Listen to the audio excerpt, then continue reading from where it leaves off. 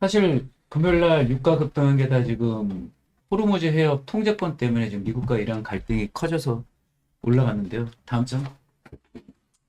제가 이란 얘기를 좀 해드려야 될 것 같아요. 왜냐하면 매일 그냥 단편적인 이란 하는데 잠깐 이란 역사를 20세기 좀 보면 이란이 이제 레자칸이라고 팔레비 국왕의 아버지가 구테타를 통해서 기존의 카자르 왕조를 무너뜨리고 팔레비 왕조를 수립을 했어요. 근데 두 번째가 중요해요.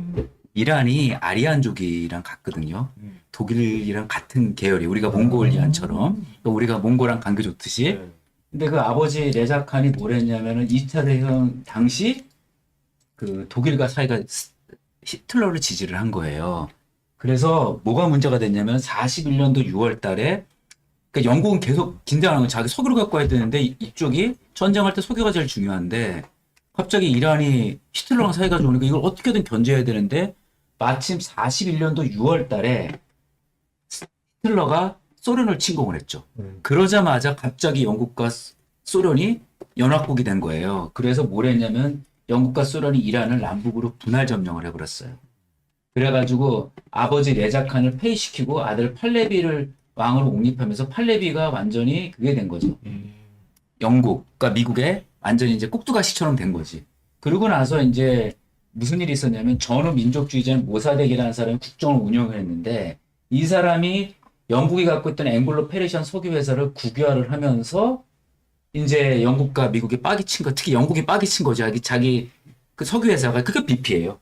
BP가 이제 거기 제일 컸던 게 그 당시는 이란 석유였거든.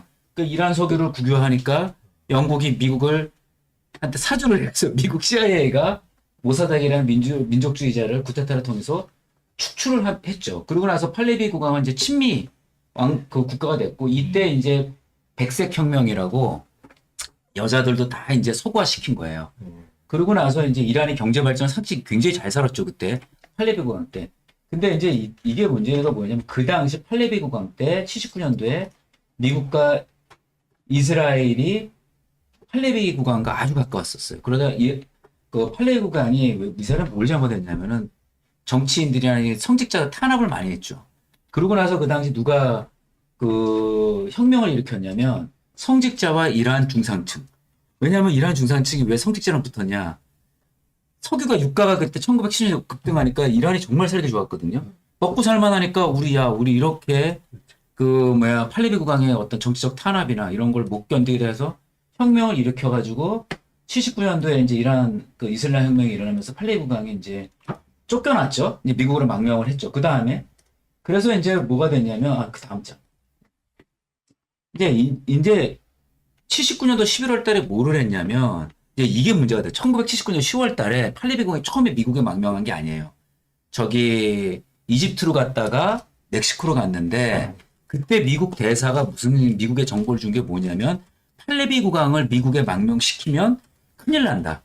근데 그 당시 카트 행정부가 이란에 있는 미 대사 얘기를 듣지 않고 팔레비 국왕이 워낙 그 석유 카르텔이 가까우니까 이 사람을 10월 달에 미국 망명을 받아줬어요. 그래서 79년 11월 달에 이란 대학생들이 이란 미국 대사를 점거를 하고 거기에 미국 그 대사관 이런 한 40명인가 50명 인질을 잡았어요.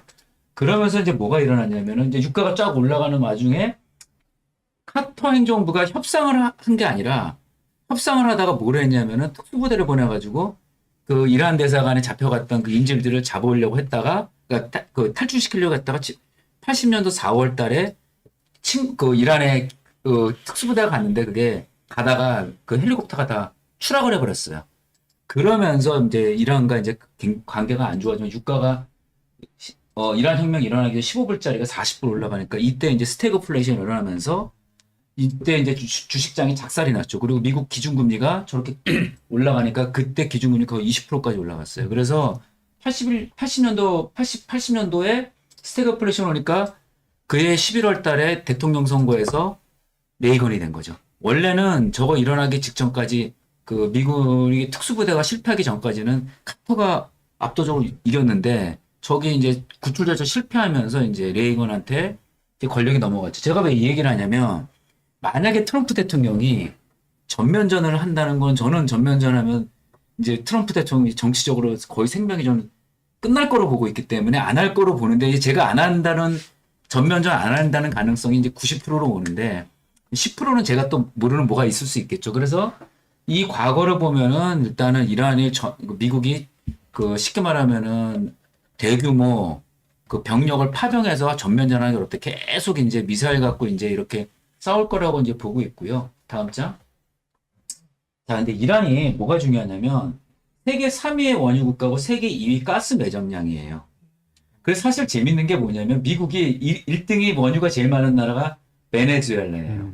그리고 2등이 사우디고 3등이 이란이에요. 근데 그동안 베네수엘라, 이란 석유 없이 유가가 작년 연말까지 떨어졌잖아요. 그러고 나서 이제 베네수엘라 마두로 제거하고 이란과도 사실 지난달에 그 MOU 휴전 협상할 때만 해도 이란 석유까지 나오면 완전 유가가 그냥 쭉 빠져 60, 70%까지 깨졌잖아요. 그러고 나서 6월달 CPI가 좋아지면서 사실은 분위기 좋았는데 다음 장. 우리가 이제 이걸 봐야 될 것 같아요. 왜 그러면 이란과 미국과 이란의 사이가 안 좋냐는 것보다는 미국의 이제 대리인이 이제 이스라엘이니까 이스라엘과 이란의 차이를 좀 우리가 좀 봐야 돼요. 그러니까 무조건 그 이스라엘이 나쁘다고 많은 사람이 그러잖아요. 사실은 뭐 근데 뭐 그건 맞는데 이제 힘의 관점에서 보면 이란의 인구가 9,200만이고 이스라엘 인구가 950만이에요. 일단 이란이 인구가 10배가 많죠. 영토는 75배가 많아요. 제가 왜 이 얘기를 드리냐면 구조적으로 이스라엘 애들은 이란에 대한 두려움이 있을 수밖에 없어요. 10배 이상 차고 면적은 75배고 자 이러면 뭐냐면 원자폭탄을 쏠 때 예를 들면은 이스라엘은 하나만 쏴도 나라가 지워져요. 근데 이란은 75배가 넓으니까 같이 그 핵 대결을 해도 이란은 살아남을 수가 있는데 이스라엘은 밀집주행의 나라가 적잖아요. 그러니까 이스라엘이 이란이 핵을 갖는 거에서 알레르기 반응을 가질 수밖에 없다. 저는 그리고 제가 좀 저게 뭐 어떻게 달라졌는데 저게 이제 이란 핵협정이 그 2015년도 했을 때 3.67% 이란 농축인데 트럼프 대통령이 2018년도 때 이란 핵협정을 파기를 했죠. 그래서 이란이 뭐를 했냐면은 우라늄 농축을 3.67% 60%까지 올렸어요. 60%에서 핵 무기가 되는 데는 90%까지인데 한 달이면 돼요. 그러니까 사실 작년에 공격을 하고 그다음 미국이 이란에 저 공격을 한 게 뭐냐면 이란은 이 상태에서 그리고 이란이 지하고 화강암 지역에서 쉽게 그 지하 시설이 폭격이 되기가 어려워요. 그러니까 이번에 작년에 미국 비원 폭격기가 가서도 밑에 지하에 벙커버스터 해도 그거 안 돼요. 그래서 이제 그 이란이 갖고 있는 이스라엘이 갖고 있는 이란의 두려움은 우리가 생각하는 거랑 좀 다르다. 그러니까 이제 이스라엘을 두둔하는 게 아닙니다. 그 이스라엘의 국제 정치 힘의 관점에서 봤을 때. 근데 이제 문제는 뭐냐면 사실 국경을 이스라엘이랑 그 이란이 마주치면은 사실은 이란과 이스라엘이 굉장히 좀 사이가 더 안 좋을 때 중간에 누가 있냐면은 이라크가 있고 요르단이 있어가지고 이 국경이 맞져 있지가 않아요. 근데 이란이 이스라엘이랑 이란이 왜 또 저러냐면은 혁명 수비대가 어쨌든 간에 예전에 팔레비 국왕 때 우리를 억압했던 팔레비 국왕을 지원했던 게 이스라엘의 모사드거든요. 팔레비 국왕과 이스라엘은 사이가 굉장히 좋았으니까 그거에 대한 원한이 있어서 지금 뭘 심었냐면은 그 레바논에 헤즈볼라라고 이제 이란의 프락시를 심었죠. 그러니까 이제 헤즈볼라는 바로 이란의 이스라엘의 국경에 있으니까 이스라엘이 헤즈볼라를 계속 공격하는 게 그게 걔네 입장에서 그러니까 이스라엘 사람 입장에서는 그럴 수밖에 없을 수도 있겠다는 생각을 우리가 좀 해야 되는 거죠. 그래서 지금 이란에 대한 이스라엘의 두려움은 굉장히 크고 저는 근데 좀 안타까운 게 뭐냐면 이란이 이스라엘이 저렇게 안 해도 인구와 원유와 이것만 나라 경제 발전만 잘해도 이스라엘은 한 줌도 안 되거든요. 근데 계속 45년간을 이스라엘이랑 싸우다 보니까 이란이 미국의 제재를 받아가지고 이란이 사실 그 능력에 대비해서 나라가 꼴이 좀 말이 아닌 거죠. 한국보다 더 잘 살았잖아요. 맞아요. 그래 테헤란로 생기고 저 테헤란로가 강남의 핵심이잖아요. 그 정도로 우리보다 월등히 잘 살았던 나라인데 팔레비국이 잘못한 건 맞는데 저들도 뭐냐면은 지금의 혁명 수비대나 현 지도부도 너무 이념에 경도돼가지고 사실 불필요한 거거든 이스라엘이랑 저렇게 하는 게. 근데 어쨌든 그런 상황이다. 다음 장. 근데 이제 이번에 이제 아까 말한 건 제가 볼 땐 구조적이고 근본적인 거고 직접적인 건 뭐냐면 지금 보시면 아시겠지만은 지금 저기 빨간색 칠해진 게 지금 시아파고 나머지는 순위파예요. 근데 이제 무슨 일이 벌어졌냐면 트럼프 대통령이 2020년도에 아브라함 협정을 통해 가지고 이스라엘이 UAE랑도 국경을 카타르랑도 국교 수립하고 했는데 마지막 퍼즐이 뭐냐면 사우디예요.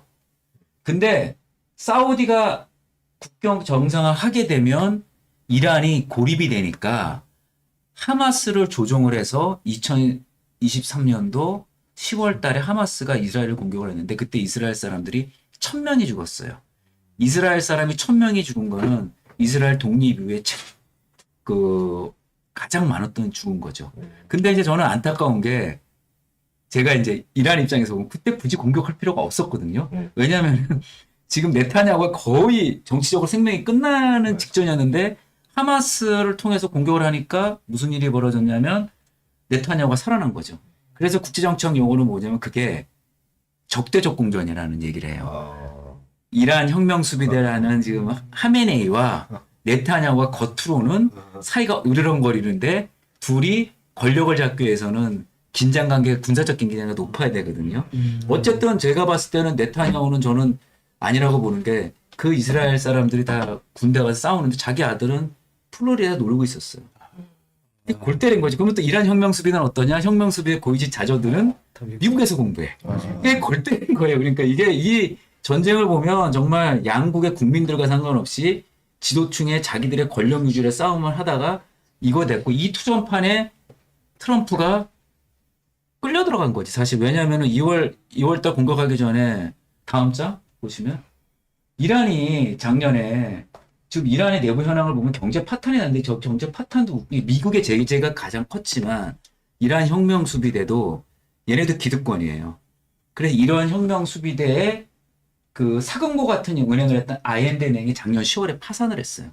그러면서 파산을 하니까 중앙은행이 자기 통화로 막은 거죠. 그래서 엄청 하이퍼 인플레이션이 저게 더 어쩌진 게 뭐냐면 아이엔드 은행이 파산이 됐어요. 그래서 다음 장 보시면 이란이 올해 작년 연말 시위가 일어나서 저 오른쪽 그림 보세요. 공식적으로 죽은 사람만 이란 정부가 발표한 게 3천 몇 명이 죽었고 실제로는 3만 명이 죽었는지 5만 명이 죽었는지 알 수도 없어요.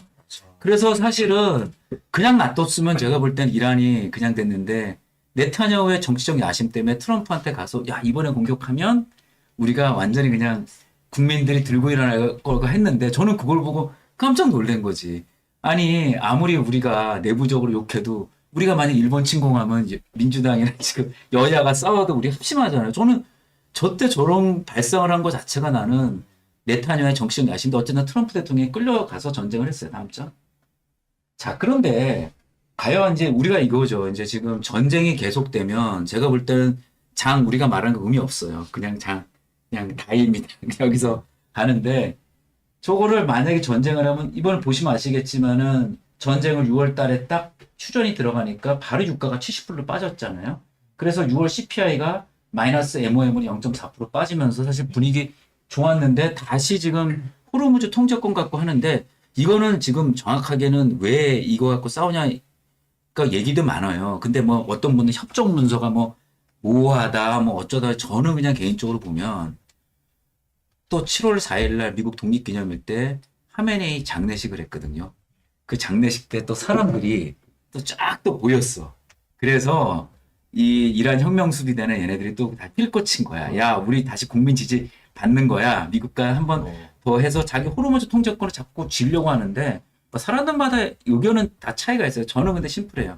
이란이 호르무즈 해역을 장악하는 것 자체가 단기적으로는 좋지만 롱텀으로는 결국 이란 경제 안 좋아지는 거거든요. 근데 이제 어쨌든 지금 그 이란이 호르무즈 해역을 장악하려고 하니까 미국이 때리고 그래서 지금 미국 트럼프 행정부가 계속 때렸는데 다음 장. 근데 저는 개인적으로 이란 국민의 65%, 70%는 이란 혁명수비대 지지 안 한다고 봐요. 저게 왜 중요하냐면 24년도 때 이란 대선 2차 투표 때 보면 50%가 안 됐어요. 근데 대선 결과가 뭐냐면 개혁안이 페제스키안이 됐으면 저것만 기계적으로 계산하면 70%의 이란 국민들은 이미 이란의 그 혁명 수비대라든지 이런 이 강경 지도부에 대한 반대인데 다음 그래서 제가 볼 때는 전쟁을 수행하려면은 왜 지금 이란도 전면전 못하고 미국도 전면전 못하는 게 미국은 전면전하는 순간 트럼프 대통령은 그냥 이번 중간선거 완전히 완패하고 상원이 민주당으로 넘어가면 최악의 시나리오가 트럼프 대통령이 이게 될 거지. 트럼프 대통령도 지상군 파병하는 거 좀 안 하고 계속 말폭탄하면서 그냥 미사일만 쏘는 거고 이란도 뭐냐면 전쟁을 전면전하기가 어려운 게 이미 70%의 국민들이 현 지도부에 대한 지지를 안 한다는 거죠. 다음 장. 자, 그래서 누가 나섰냐면 중국이 나서고 있어요. 중국도 왜냐면은 유가가 급등을 하니까 지금 보시면 아시겠지만은 중국이 제일 수입량이 1등이 중국이 30%는 자체로 하고 70% 수입을 하는데 그 수입하는 것 중에 1등이 러시아, 2등이 사우디, 3등이 이라크예요. 근데 지금 사우디와 이라크 석유가 다 호르무즈로 나와야 되는 거니까 지금 중국도 지금 유가가 급등하니까 너무 힘든 거죠. 안 그래도 그 중국 경제도 지금 공급 과잉으로 인해 가지고 전체적으로 경제 성장이 둔화되어 있는데 그래서 아마 지금 최근에 보니까 중국이 적극적으로 중개를 해서 중국과 가까운 나라 파키스탄입니다. 그래서 중국이 파키스탄을 통해서 미국과 이란을 중재를 요청했다고 또 뉴스가 나오고 있거든요. 그래서 일단은 저는 80%는 90%는 전면전 안 할 것 같은데 10%의 전면전 가능성이 있는데 일단 전면전 가능성 크지 않다. 그래서 또 저도 참 자꾸 이게 중재를 계속 하는 중간에 그러는데 어쨌든 전면전 가능성은 희박하다. 맞죠? 자, 그래서 제가 조선으로 갖고 온 거예요. 저렇게 얘기하면 이제 종목이 뭔데 그래서 중요한 건 뭐냐면 사우디가 우리나라 잠수함을 지금 검토를 하고 있어요. 근데 그때도 말씀드렸다시피 캐나다의 잠수함은 우리가 수주할 가능성이 저는 굉장히 낮다라고 봤고 근데 사우디 거는 커요. 그때도 말씀드렸다시피 우리나라 도산 안청호 잠수함이 어뢰만 있는 게 아니라 SLBM이 있기 때문에 어쨌든 사우디와 이란은 사이가 좋지 않습니다. 그래서 결국은 앞으로 군함 모멘텀은 새롭게 지금 조선업체가 있는 거거든요. 그 전까지는 사실은 LNG 운반선이라든지 뭐 새로운 뭐 해양 플랜트 이거로 갔던데 이번 그 조선은 다른데 지난주에 뭐가 떴냐면 한미 조선협력센터 워싱턴에 개소가 됐습니다. 그래서 마스가 프로젝트가 이제 국회 통과된 것뿐만 아니고 미국에 저기 지금 사무소가 생겼으니까 아마 본격적으로 지금 이제 미국에 우리 조선 사업이 본격화될 거고요. 저 러트닉이 나왔는데 러트닉이 뭐라고 했냐면 앞으로 우리나라가 미국과 협력에 대한 그 숫자는 미국에서 얼마나 배를 만드느냐 그거 갖고 하겠다라고 얘기돼 있고요. 그래서 이제 군함이 새로운 모멘텀이고 다음 장. 자, 그래서 HD 현대중공업이 작년에 이제 그 ATG 현대 미포 합병할 때 나온 건데 뭐 저거를 자기들 의지치니까 저거의 의지치보다는 제가 볼 땐 그건 것 같아요. 2024년까지는 군함 매출액이 한 1조 원 정도인데 본인들이 10년 내에 10조 원까지 올린다고 지금 얘기를 하고 있거든요. 목표치긴 한데 결국은 뭐냐면은 조선업을 앞으로 끌고 갈 거는 이제 제가 볼 때는 군함 사이클이다라고 지금 보고 있고요. 다음 장. 마지막입니다.